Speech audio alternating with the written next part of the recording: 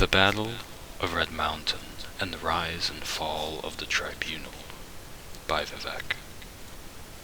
The following is a transcript of the words of Lord Vivec addressed to a dissident priest, Malheur O'Main, who confronted Vivec with the ashlander traditions surrounding the Battle of Red Mountain and with prophecies of the Nerevar, and to unnamed magistrates of the Inquisition who joined Vivec in interrogating the dissident priest. Who can clearly recall the events of the distant past? But you have asked me to tell you, in my own words, the events surrounding the Battle of Red Mountain, the birth of the Tribunal, and the prophecies of a Nerevar reborn. Here is what I can tell you. When the Chimer first abandoned the herds and tents of their nomadic ancestors and built the first great houses, we loved the Daedra and worshipped them as gods. But our brethren, the Dwemer, scorned the Daedra and mocked our foolish rituals, and instead preferred their gods of reason and logic. So, the Chimer and Dwemer were always at bitter war, until the Nords came and invaded Resdain. Only then did the Chimer and the Dwemer put away their strife and join together to cast out the invaders. Once the Nords were driven out, General Nerevar of the Chimer and General Dumac of the Dwemer, who had come to love and respect one another, resolved to make peace between their people. In that time I was but a junior counselor to Nerevar, and Nerevar's queen, Amalexia, and his other favorite counselor, Sotasil, always doubted that such a peace might long survive, given the bitter disputes between the Chimer and Dwemer. But, by negotiation and compromise, Nerevar and Dumac somehow managed to preserve a fragile peace.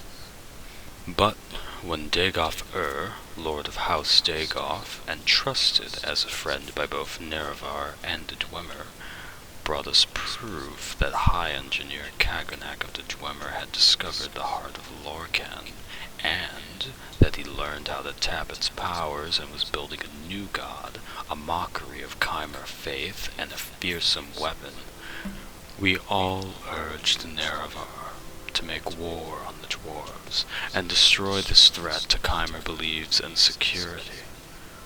Nerevar was troubled. He went to Dumac and asked if what Dagoth said was true, but Kaganak took great offense and asked whom Nerevar thought he was and that he might presume to judge the affairs of the Dwemer. Nerevar was further troubled and made pilgrimage to Holomayan, the sacred temple of Azura, and Azura confirmed all that Dagoth said.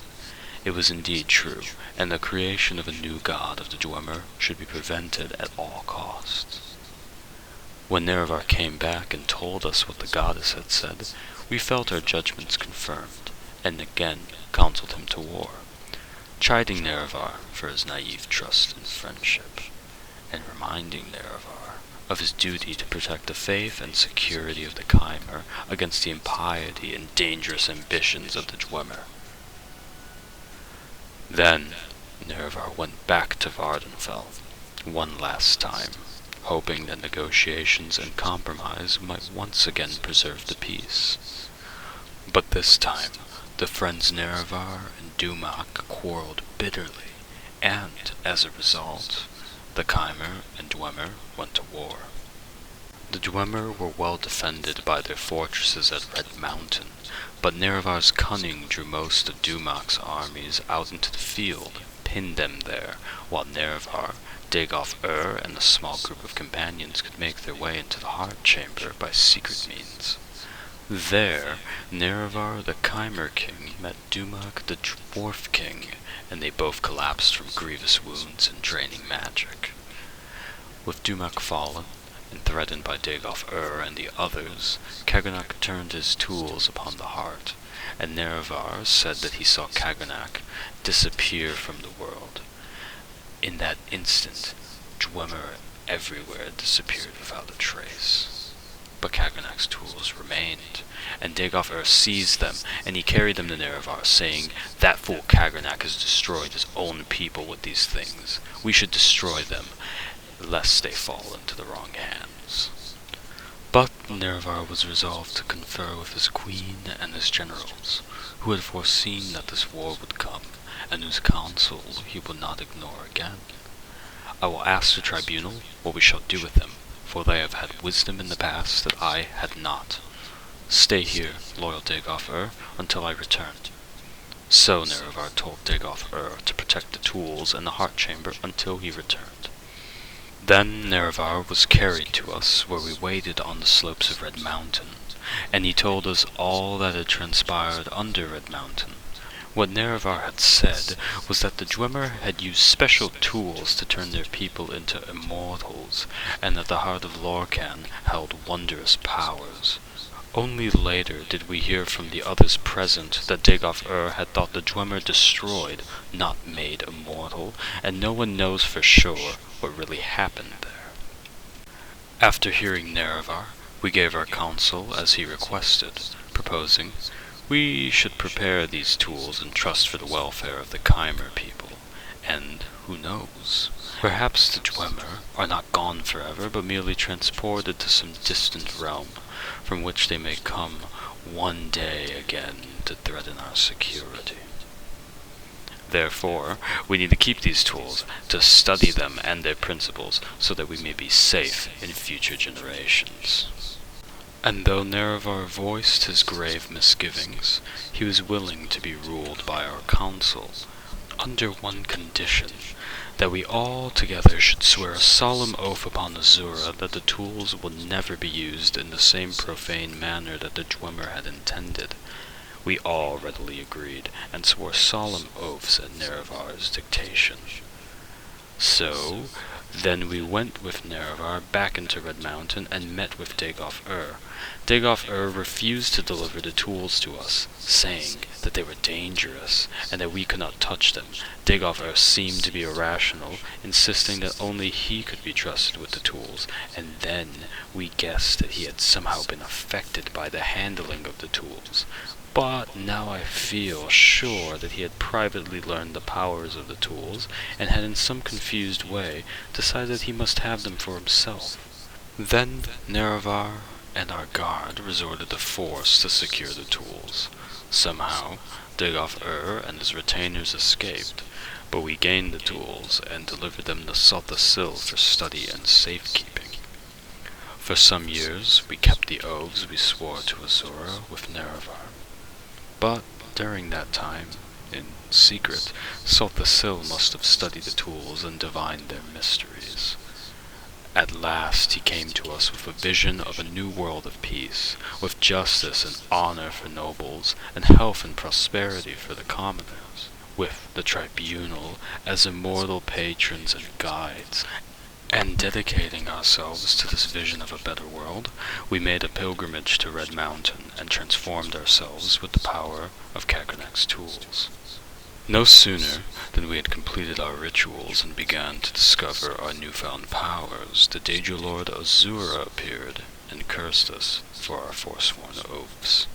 By her powers of prophecy, she assured us that her champion, Nerevar, true to his oath, will return to punish us for our perfidy, and to make sure such profane knowledge might never again be used to mock and defy the will of the gods. But Salthasil said to her, "The old gods are cruel and arbitrary, and distant from the hopes and fears of Mer. Your age is past. We are the new gods, born of the flesh, and wise and caring to the needs of our people. Spare us your threats and chiding in constant spirit. We are bold and fresh, and will not fear you." And then, in that moment, all Chimer were changed into Dunmer, and our skin turned to ashen, and our eyes into fire. Of course, we only knew that at the time that this had happened to us, but Azura said, "This is not my act, but your act. You have chosen your fate, and the fate of your people, and all the Dunmer shall share your fate. From now on to the end of time, you think yourselves gods, but you are blind, and all is darkness. And the Zura left us alone, in darkness, and we were all afraid. But we put on brave faces, and went forth from Red Mountain to build a new world of our dreams. And the new world we shaped was glorious and generous, and the worship of the Dunmer fervent and grateful.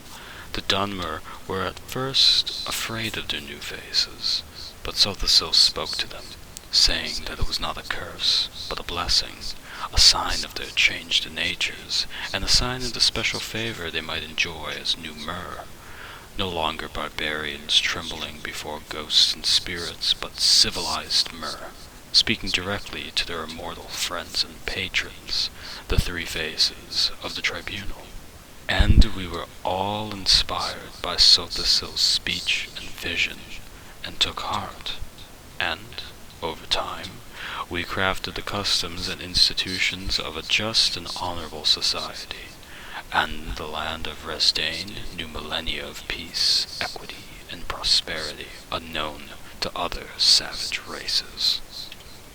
But beneath Red Mountain, Dagoth had survived, and even as the light of our bold new world shined ever more brightly, the darkness gathered beneath Red Mountain, a darkness that was close kin to the bright light that Sothasil coaxed from the heart of Lorcan and the tools of Kagrenak.